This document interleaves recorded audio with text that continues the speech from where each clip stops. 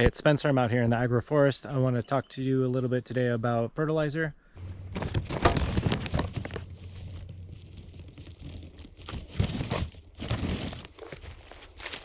So this is the main fertilizer that we use in our system. After we plant things, this is the only thing we put out. So this is called Nutri-Rich. It's a chicken manure. It's in pelletized form. It's super convenient for throwing out. It's also got some calcium added to it so that the nitrogen can be uptaken. So super easy product to throw out, super easy to use. Today we're going to be adding one whole 50-pound bag onto each row. These rows are 105 feet long, just over 30 meters. And so we'll be doing one whole bag per row. So I've got 3 bags here, and then we'll for 3 rows, and then 3 more bags we'll pull out of the shed in a minute. So we do buy these. These are not local products. They are shipped from I don't even know where. They are organic. We prefer the pellets over just a more powder form. The pellets are easy to throw out. It's also a little bit more concentrated, so you can just do like a handful per tree and you're good to go. So basically what I like to do is I'll just open the bag, I'll throw the bag on my hip, and then I'll just kind of toss it out as I walk down the row. So not very methodical, just kind of tossing it out. So we'll show a time lapse of that. Yeah, we do have, let's see. When we plant our trees and when we plant our rows out, we do have a different mix that we put out. I'm not going to talk about that today, but I'll talk about that another day. When we go to plant out more rows and stuff, I'll show that. But yeah, for the most part, we fertilize our system with our mulch.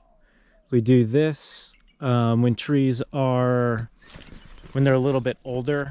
We'll maybe throw some calcium at them, some dolomite, calcium carbonate. So that'll go out to them. That helps with pretty much everything. It's like with us humans, it helps with strong bones. So for the plants, for strong rigid parts. So yeah, the calcium super important. It also is going to help with flowering. And then for our bananas, we do have a different protocol. I'll talk about that another day as well. But that's super specific for our bananas here. Basically, we need to pump up our bananas so that they can stop disease pressure from happening on them. But out here in the forest, you know, it's a little bit different. These plants are kind of holding themselves down. So we really don't have to fertilize that much out here at this point. Last time we put a bag out per row was probably about 6 months ago. So at this moment, we're kind of on a 6-month schedule.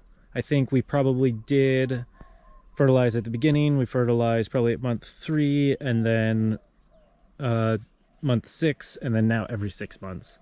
And we'll probably fertilize for a while, you know, probably for a couple of years. Probably at least 3 years we'll be fertilizing out here, maybe 5 years.